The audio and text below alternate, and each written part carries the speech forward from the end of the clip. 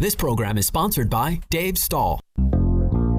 Welcome back to Hour 2 of Gun Sports Radio, where your hosts Dave Stahl, Lance Pelkey, and Michael Schwartz educate you on anything and everything related to our Second Amendment right. Visit gunsportsradio.com with your questions and comments, or to learn how to become a sponsor and or guest of the show. Now here comes Hour 2 of Gun Sports Radio and your hosts Dave, Lance, and Michael.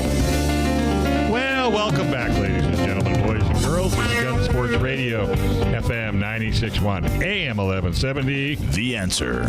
Hey, you might have missed the first hour, which you'll definitely want to go take a listen to it. But you can go to San Bernardino County Gun Owners, SDCGO.org. And you can listen to any and all the shows. Do we have them up on Gun Sports Radio too there, Sunshine? Absolutely. Well, then you can go there as well if all those letters confuse you. Or you can go to any of your podcast platforms and go just look for Gun Sports Radio. It's all right there. The second hour sponsors are good buddies at Cali Key. Cali Key is the best way to get your AR-15 and AR-10 to instantly make it California compliant. For more information, just check them out at Cali Key. That's CaliKey.com, KALIKEY.com. Self-defense and emergencies can happen to anyone, and unfortunately, the justice system may not be on your side. While you protect your family and property, U.S. Law Shield is here to defend you 24/7, 365 days a year with the comprehensive self-defense coverage of an affordable price.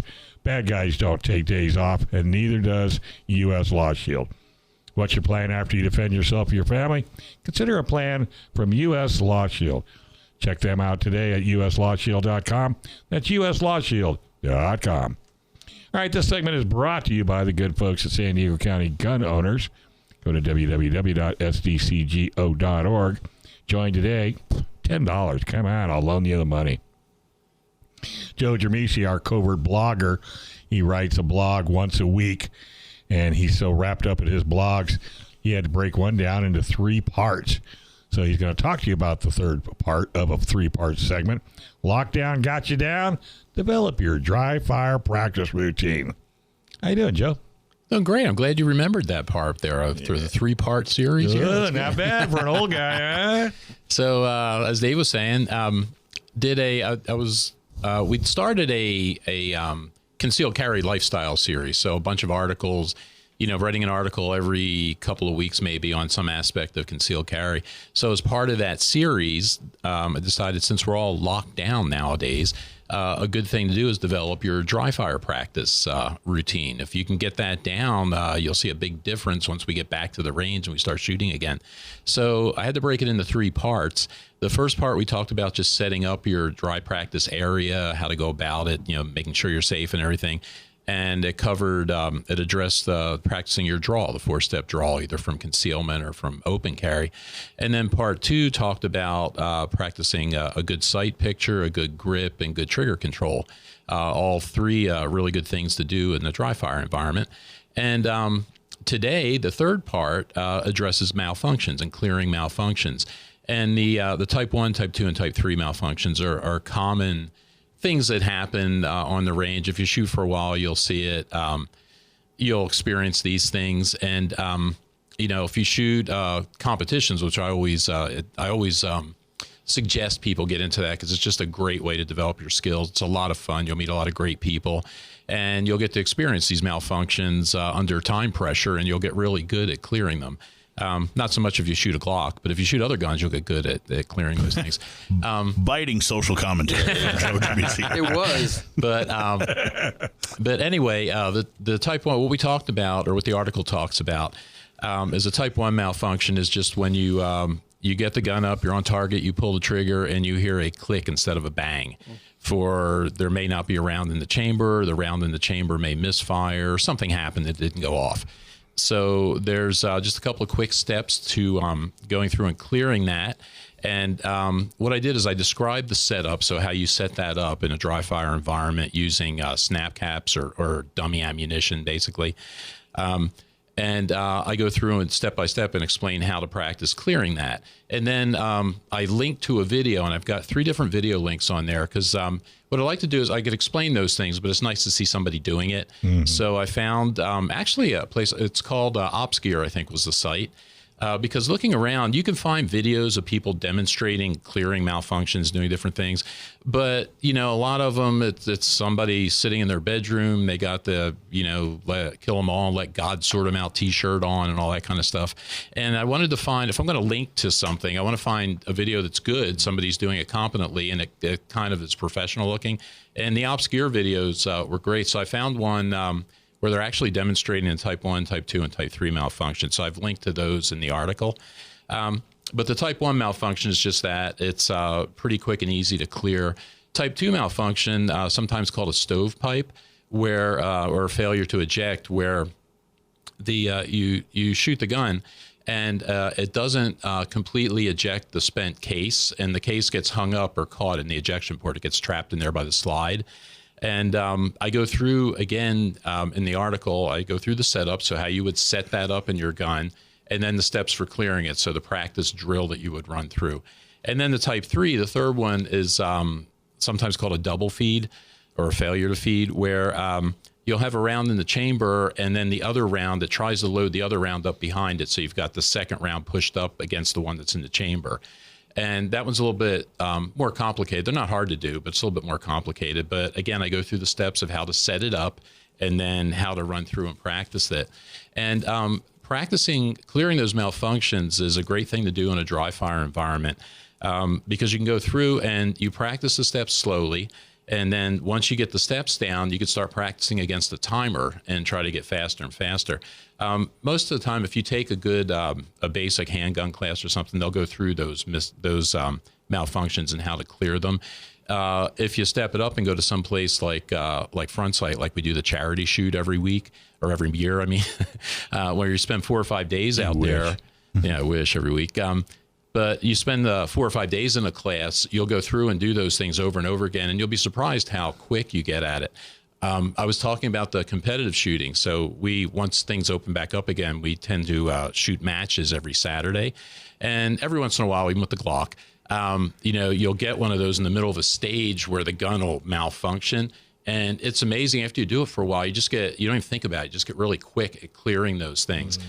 And it's a lot of fun, but that's a good thing to practice, now with the dry fire routine. I got a question, and it's a question that I've never really gotten an answer from. Is it damage the gun any way, shape, or form to fire it unloaded with nothing in the chamber? They say mostly not. There are some guns they say that are sensitive to that, but for the most part, from what I hear, and Michael, you guys jump in on this. For the most part, I mean, when you pull the trigger, it's not hitting anything. But you're fine. We could verify this with David here in a few minutes, but but no, for the most part, it doesn't hurt anything to dry fire those things. Sometimes I've heard people say with a 22, it's not good to do it, but mostly what I hear people say, it's fine to dry fire like that.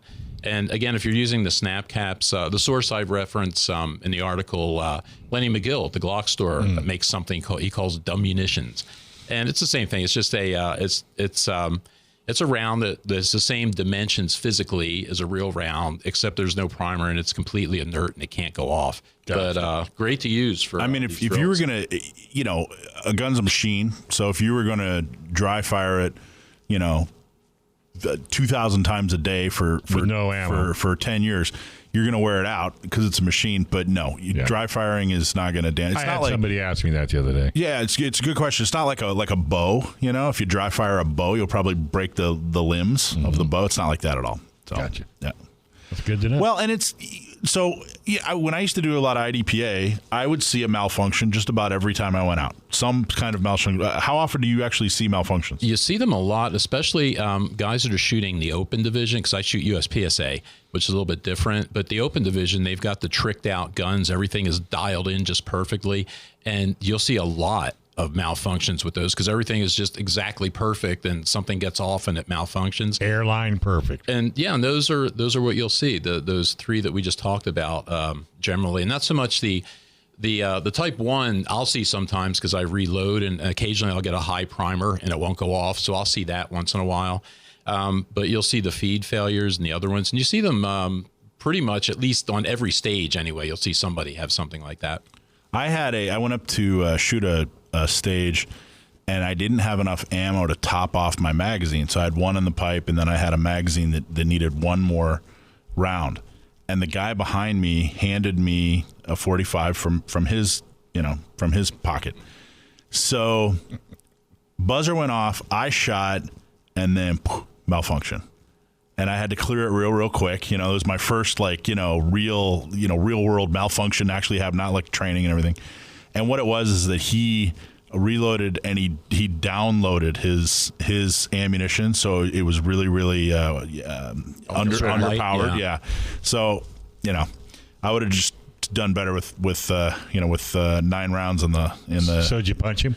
No, I didn't punch him, but I was like, man, lesson learned. But that was the one time, and honestly, you know what it is there's this comfort level when you clear, when you recognize what's going on, you clear it and get right back on target. There's a comfort level. You realize, what, I'm very comfortable with my firearm, and that's very. That's good to feel. It is. That proficiency is a good feeling. All right, let's take a quick break. Why? Because we have to. But when we come back, there's a whole lot more on Gun Sports Radio. FM 96.1, AM 1170. The Answer. All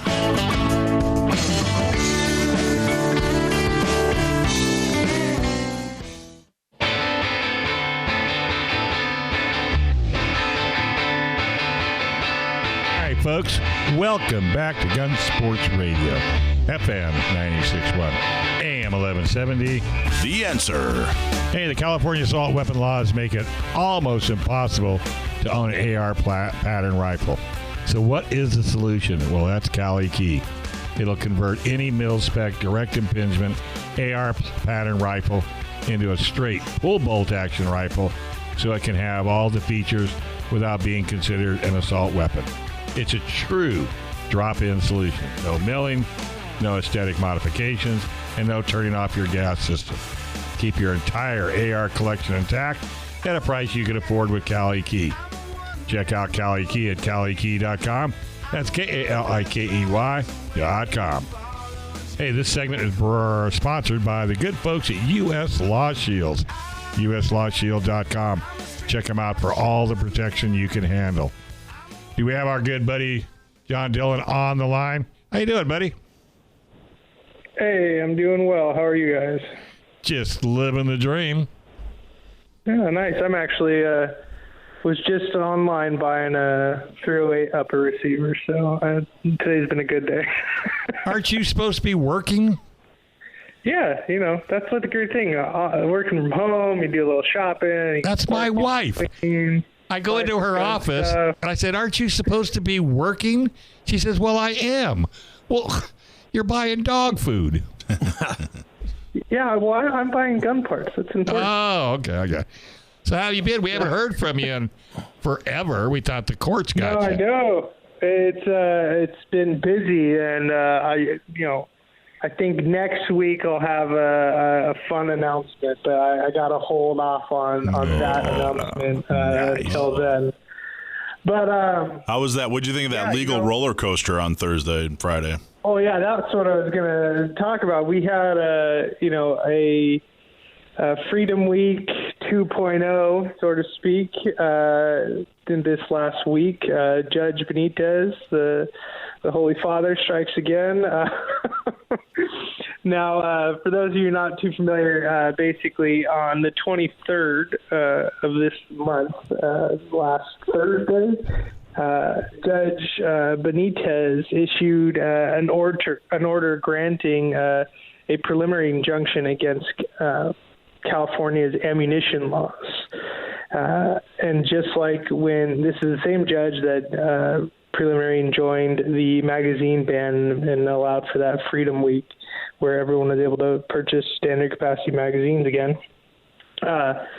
Very similar. He struck down the laws. So basically, years ago we had Proposition 63, and the California voters voted for this because the title and the description of the law that they were voting on was very deceiving, in my opinion. It was talking about gun safety for all. and people didn't have any idea what they were voting for. But it basically enacted regulations that would require a background check every time you purchase ammunition. It also prohibited people from buying ammunition online and having it shipped to their door. These are things that people have been able to do for 170 years. Ammunition has never been regulated like that. You've never had to do a background check for ammunition. You could always buy it and ship it to your door, no problem. And California enacted this law, with these regulations, and since the start of this background check process, it has been just horrendous. People get denied all the time that shouldn't be denied.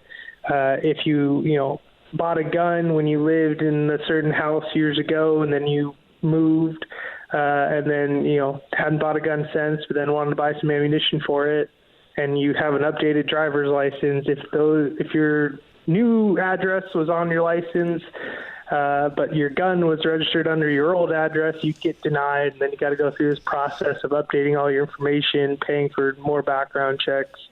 I mean, I could go on for days about all the various problems and the little minute details that will get you rejected under this system. But, on Thursday, we got an order from Judge Benitez that basically said, no, this is a violation of the Second Amendment. It's also a violation of the Dormant Commerce Clause. And he enjoined it, basically struck down the law as unconstitutional.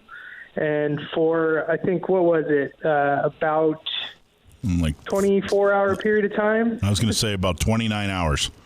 Yeah, 29 hours we were able to, again, freely buy ammunition like we always have been. Like I said, for literally the last 170 years, you've always been able to buy ammunition free and clear without any issue. And so there was a quick run on ammunition, that's for sure. This time, it seems the state was a little bit more prepared with the bad news. I think they can see the writing on the wall and see that their arguments just don't hold water, and when they're ruled on objectively under a real constitutional standard, they don't hold up. So the state they requested a stay to Judge Benitez immediately, and Benitez came back and said, no, I'm rejecting that request for a stay. So the state went, over the head of Benitez and appealed, I think, at 9:00 at night on Friday to get the Ninth Circuit to issue a stay on this order. And, our wonderful Ninth Circuit, they granted that stay at, late at night on Friday and ended our very small, quick ammunition freedom week. Now, it was a little bit of a roller coaster. The decision, I mean, he referred to the law as onerous and convoluted. The decision, all 120 pages of it, was, I've been describing it as a scathing rebuke of not just this law, but he touched on a lot of the other laws a little bit, but especially of Prop 63, especially the ammo background check. Have you ever read a decision that critical?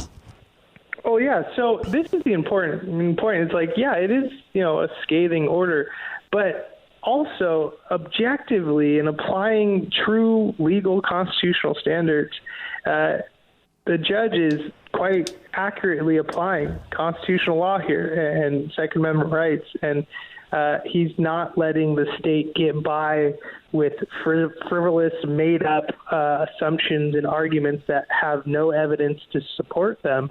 In the past, the judges have allowed the state to just go, oh, no, this is for public safety, and because we said so, it works, trust us. And unfortunately, many judges have said, oh, for public safety, then of course it must be constitutional. And, finally we have a judge who's looking at this critically and truly applying the standards that have been set by, Heller, the Heller decision. It made it very clear how these things are to be analyzed. And, I keep saying it, but for 170 years in this country, we've never had ammunition regulations. So there's no historical pedigree. So where's this going to go? Like this. John, where's this going to go? Well, yeah, so the state has two options really right now. They can appeal this decision on the preliminary injunction, but if they do that, that would be an interlocutory appeal, which means since the preliminary injunction is a motion during the pretrial stage, they haven't actually gone to trial yet and settled the whole case on the merits. So if the state was to appeal this order, it'd go up the Court of Appeals, but it would be analyzed under the abuse of discretion standard.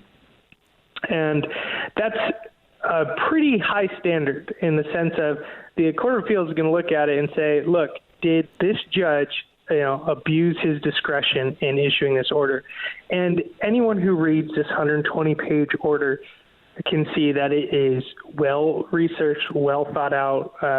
The rationale, it's all there. The evidence, it's all there. I mean, Benitez just, he eviscerates this law on sound constitutional grounds. So, even in our, I'll say the anti-Second Amendment courts of appeals in California, many judges who, let's say they hate gun rights, would have their hands tied because they couldn't really make the argument that there is an abuse of discretion with this order. This is a sound decision. There's no question.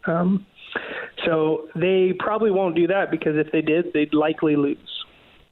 So the other option is to continue on. They have this stay that's been issued by the Ninth Circuit, and they can go forward, and that'll be discussed and argued on the side. But they can wait and go to trial on the merits for this case, and if they lose again, which they likely will with Benitez as a judge, because this is the one factor in a preliminary injunction is the plaintiffs are likely to succeed on the merits. And so that means the judge has looked at the merits of the case, looked at the merits of the evidence and the arguments, and he's saying, yep, based off what I have in front of me, it's more likely that the plaintiffs are going to win. So it's a little heads up to that's unless something crazy changes in the record or the arguments, that's likely what the decision is going to be at trial. So the state will likely lose at trial, and then they can appeal on the whole complete record later on. So those are kind of the two main options that are going on there. Well, and the judge basically gave a roadmap saying, these are the four reasons. These are the four things I'm looking for. So all they, what they have to do is thoroughly prepare based on the four reasons he gave in the decision, right? So he's basically paving the road for them. Yeah, and so, that's the one, I guess, downside from a plaintiff's perspective with a preliminary injunction like this. It kind of shows the state's weaknesses, so they can go, okay, these are our horrible, rationale weaknesses, and so for trial they got to, fix those areas of their argument. However, in this instance, in this law, I really don't see a lot of that happening because we truly have a dysfunctional system that flags a bunch of people that don't need to be flagged, that's causing way more hardship than any good. I mean, it's the numbers of actual people that are prohibited that have been stopped by the background check system is pretty absurd. When you look at the numbers, it's like a 0.0%, I believe. So it's, we're not talking, there's no argument that public safety is being increased in any way, any real way, because these are rookie numbers. They're tiny, insignificant. If this was a statistics class, it would be an outlier number that's wholly ignored. I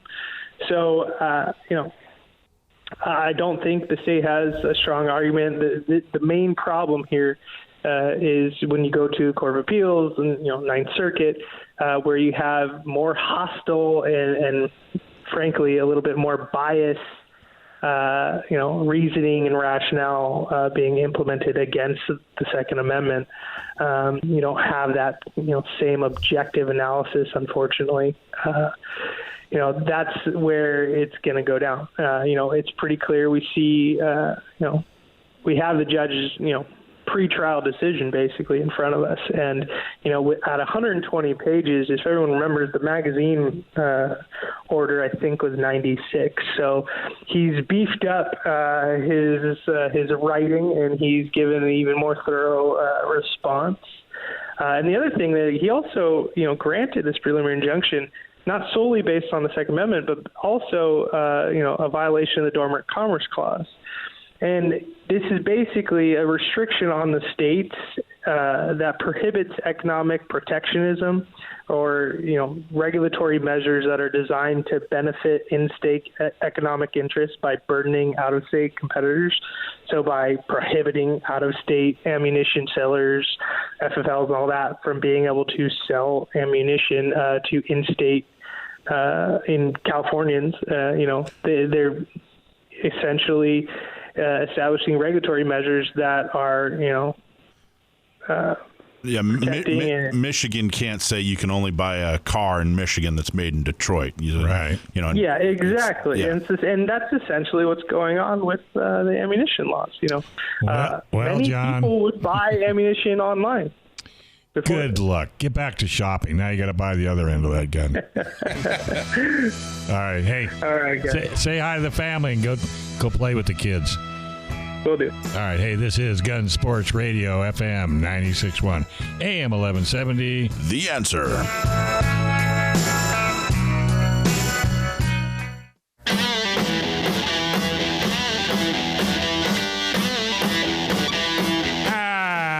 Folks, welcome back to Gun Sports Radio, FM 96.1, AM 1170. The Answer. Hey, have you been to AO Sword Firearms in El Cajon? Well, let me tell you what, you got to go. You got the widest selection of guns in San Diego County with over 600 unique guns in stock, including hundreds of used guns. Go see their full-service experienced gunsmith. They can do everything from mild repairs to full custom firearms. AO Sword Firearms Store located at 929 East Main Street in the city of El Cajon.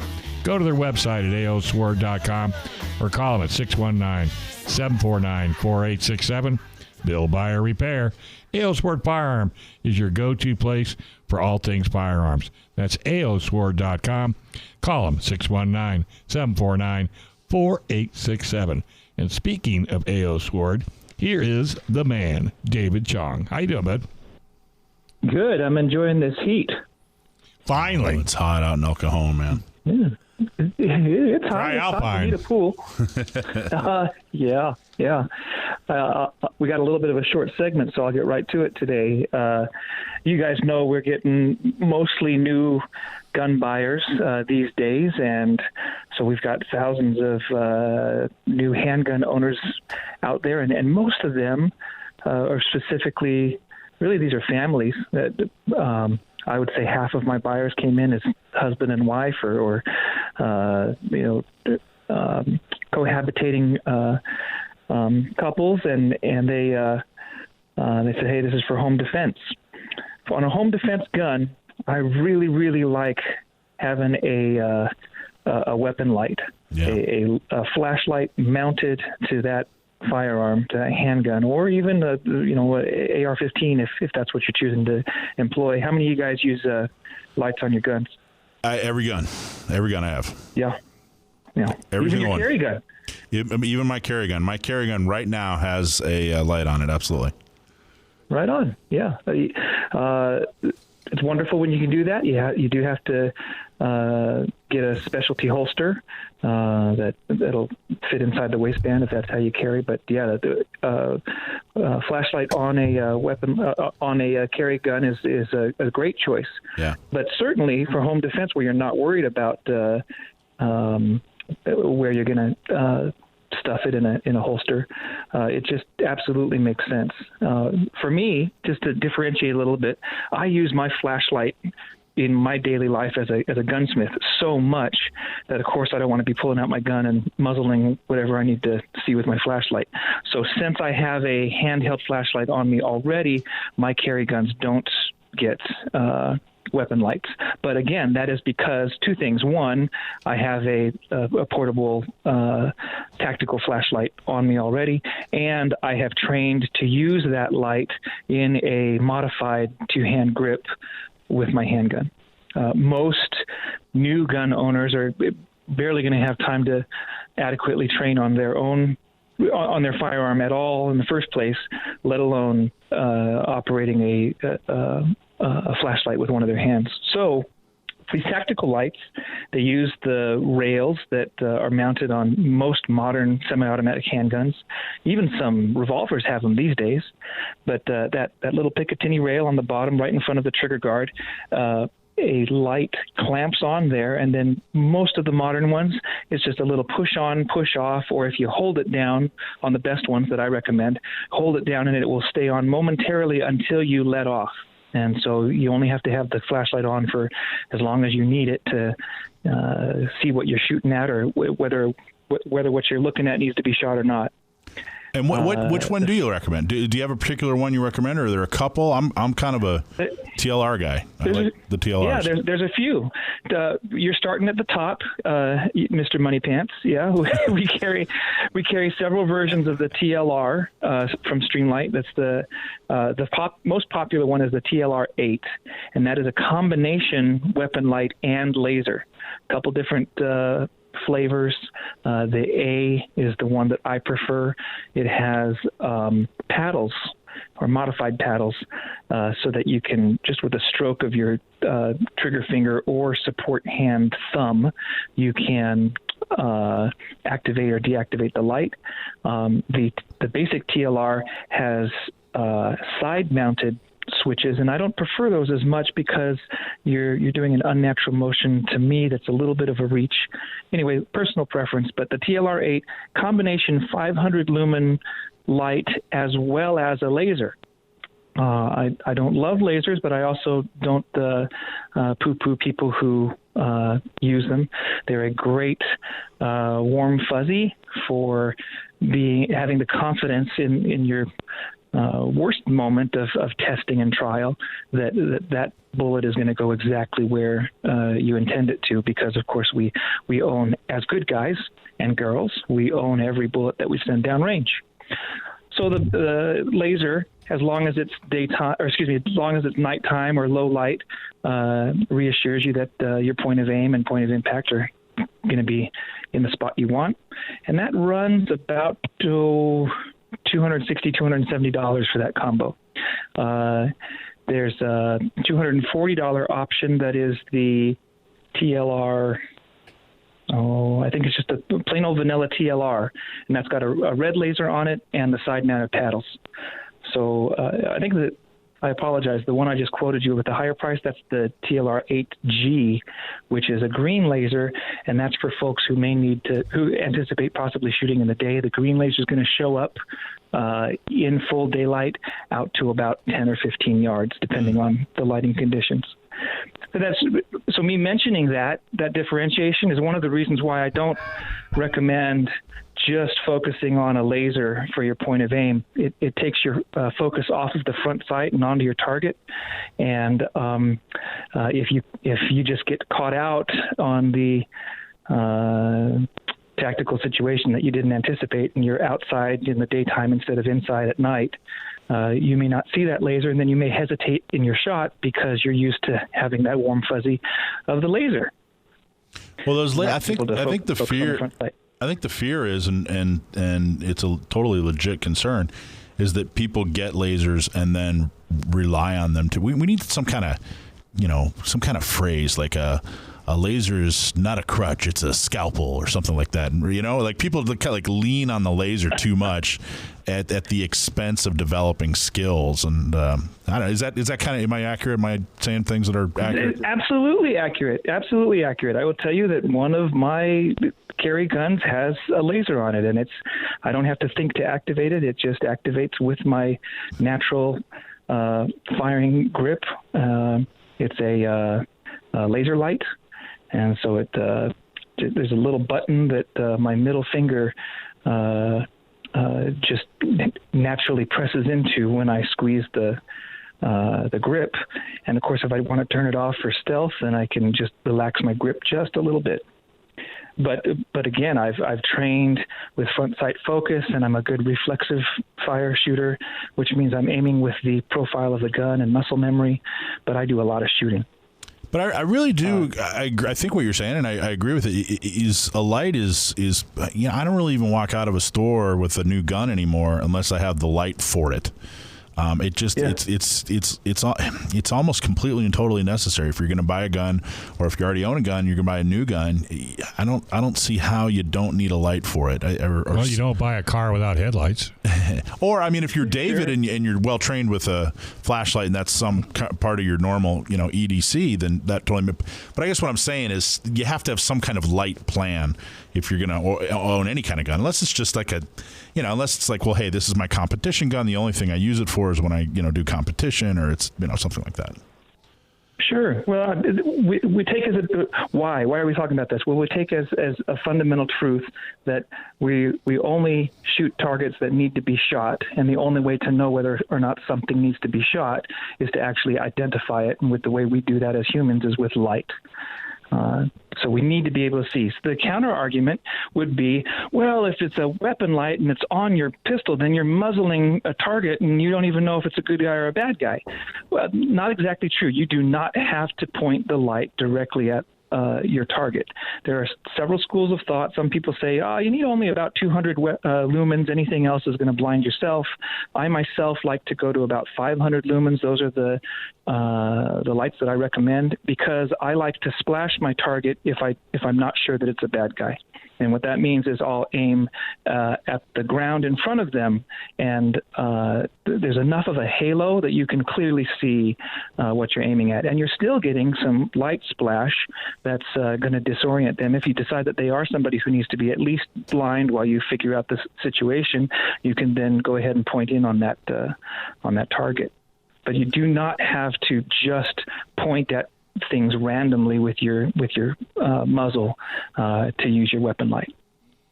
All right, buddy. Just really quickly, for folks who recoil at that mid 200 price point, I also have stuff in the low 100s, like 114 to 150.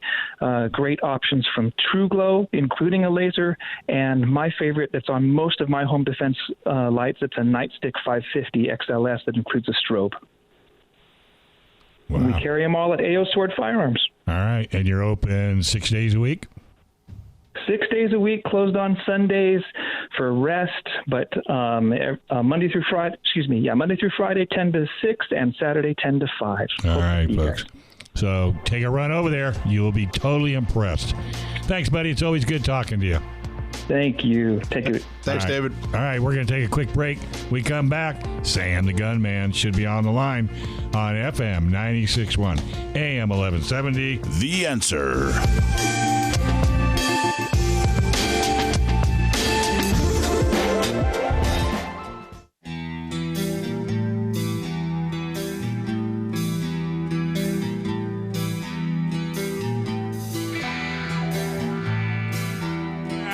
All right, folks, welcome back. You are listening to Gun Sports Radio, FM 96.1, AM 1170. The Answer. Hey, folks, California assault weapon laws makes it almost impossible to own an AR pattern rifle. What's the solution? Cali Key. It'll convert any mil-spec direct impingement AR platform rifle into a straight pull-bolt action rifle, so it can have all the features without being considered an assault weapon. It's a true drop-in solution. No milling, no aesthetic modifications, and no turning off your gas system. Keep your entire AR collection intact at a price you can afford with Cali Key. Check out Cali Key at CaliKey.com. That's KALIKEY.com. Self-defense and emergencies can happen to anyone at any time. And unfortunately, the justice system may not be on your side. While you protect your family and property, U.S. Law Shield is here to defend you 24/7, 365 days a year, with the comprehensive self-defense coverage at affordable price. Bad guys don't take days off, and neither does our coverage. What's your plan after you defend yourself or your family? Consider a plan from U.S. Law Shield. Check them out today, uslawshield.com. That's uslawshield.com. PRMI Mortgage, primeres.com/Alpine. You know, that refi bell has been ringing like crazy. Home mortgages, interest rates have dropped to a historic low. If you're looking to buy or refi, or you are considering a reverse mortgage, you got to call our mortgage guy, Chris Wiley, at PRMI Mortgage. For nearly 25 years, Chris has been helping local San Diegans with all their mortgage needs. Give Chris a call at 619-722-1303 or primeres.com/Alpine. All right. Awesome. Now, we got Sam the Gunman in the wings. Sam the Gunman. We do a segment every week, almost every week, called Stump My Nephew, where we ask Sam the Gunman a question that has been sent to us by a listener. If you send us a question and we use it, you get a T-shirt, San Diego County Gun Owners, fashionable T-shirt. And if you stump my nephew Sam, you'll get the T-shirt and you'll get a hat. I did not realize that. Yeah. Russell, did you realize that? No, I did not realize that. Nice. I like that we're expanding the drop catalog. That's awesome. Okay, so this question comes to us from Alex. Alex said that she wrote the question to us from Carlsbad. She was in her inflatable hot tub, and she says that she has always wondered Sam, are you there first off? Yeah, I am. How are you guys? Excellent. Doing well. Alex from Carlsbad, from her inflatable hot tub, wrote in because she has been wondering for forever, what does it mean if two bullets have the same ballistics coefficient? What does it mean if two bullets have the same ballistics coefficient? So are you able to answer, Alex from Carlsbad? I absolutely am, but it's a little bit of a rabbit hole, so let's get started. First of all, thanks very much for the question, Alex. I hope you're enjoying your inflatable hot tub in these trying times. Now, for those of you who don't know, ballistic coefficient is a measure of, really, without getting into the technical terminology, it's basically a measure of how aerodynamic a projectile is. And again, I'm trying to keep this as layperson level as possible. Yeah, dumb it down. I mean, look, Lance understands this stuff, but I have no idea what you're talking about. So keep it, we're looking at like a 6th, maybe 7th grade reading level here. Okay. So you have this thing called form factor, which is basically the shape of the bullet, and that factors into ballistic coefficient, which has to do with the composition. And ballistic coefficient, because you're taking into account the shape and the material, which matters as to how dense the bullet is, you get a number that allows you to compute using all sorts of advanced calculus that I don't understand, the trajectory of the bullet, the path, how much it drops at a given distance, how much it slows down at a given distance, all that interesting stuff. So basically, the ballistics coefficient of a let's say a cinder block would be worse than a cone. If you had the exact same size and weight and material, the ballistics coefficient of something square would be worse than the ballistics coefficient of something that would be cone shaped. Is that what we're talking? Exactly. So that's why in match ammunition you generally have either a solid copper construction or copper jacketed lead core, nothing fancy inside, and a very long profile for the bullet itself, almost always including a very long boat tail. So no matter what, so if we're not talking about how much powder it has or how powerful it is, we're not even talking about caliber. When you're talking about ballistics coefficient, you're just talking about how aerodynamic the design of that projectile is. Exactly. BC is a number, and it takes into account the shape and the composition, and that's how you calculate those ballistics trajectories that you use to zero your rifle. Okay, I think you got that one right. Correct! Excellent! Excellent job. That's awesome. All right. Well, very, very cool. That's great. How are sales going at the Virginia shop? It's kind of died down a little bit. People are I guess, panicking less. All the people who wanted to panic buy have done so already, and everyone, I guess, is just sort of hunkering down in their homes. So do you know about ballistics coefficient? Do you reload? Are you doing that yet? I do not. I actually went online and did some research as to how much it would cost versus how much it would save me to reload 5.56, which is the caliber I go through the most. And it would actually cost me more to reload it than I can get it for. Oh, that's interesting. How are you getting 223 or 5.56 so cheap? Trade secret. Really, all you have to do is look around and go to all the gun shows, which I can't do because I have work, but whenever I can, I go to one because it's usually cheaper there. But typically somebody that's doing reloading and they're worried about ballistics coefficient, they're worrying about it because the more aerodynamic a projectile is, in theory, the faster it will go and the more accurate it will be. Is that accurate? Is that pretty close to fact? The higher the ballistic coefficient of the bullet, all other things being equal, the better it will retain velocity and energy downrange. So, for example, if you're talking about, 308, then a 175 grain Sierra Match King will have a much higher ballistic coefficient than your standard, 147, 150 grain, bullet that you get in a big bin. But even though the heavier bullet is moving slower out of the muzzle, because it has a higher ballistic coefficient, it's more aerodynamic, it cuts through the air better, it will retain that velocity better downrange. Oh, that's interesting. I hadn't really thought about it that way. Oh, okay. And again, so that's why you see sort of match loads generally being loaded particularly heavy for caliber. So talking in 5.56, most of the ammunition you get off the shelf at the store is either 55 grain or 62 grain. But if you talk to guys who shoot, national match and all sorts of other competitive type shooting where they need very good precision and as much range as they can squeeze out of their rifles, they're running, 69, 75, 77, 80 grain bullets. I don't know. I didn't get any of these genes, Dave. I have no idea. This all came from his dad's side. Holy mackerel. You are one amazing young man, I must say. Excellent job, Sam. Thanks very much. I'm getting me some Tang. That's all there is to it. That's got to be the common denominator. That's what it is. That must be what it is. Take care, buddy.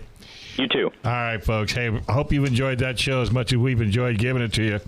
And for podcast or for downloads, thank you, folks. You guys are doing an awesome job. And we really want to thank Firearms Legal Protection at firearmslegal.com, San Diego County Gun Owners at SDCGO.org, U.S. Law Shield at uslawshield.com, Cali Key at calikey.com, PRMI Mortgage at PRMIRES.com/Alpine.com, the Law Office of John Dillon, the Gun Range San Diego at thegunrangesandiego.com, AO Sword Firearm Store at AOSword.com.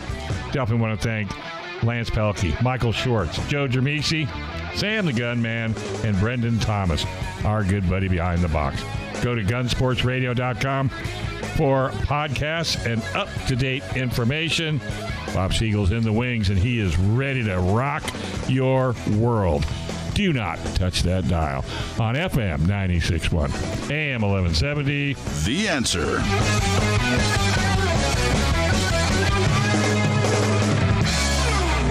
This program is sponsored by Dave Stahl.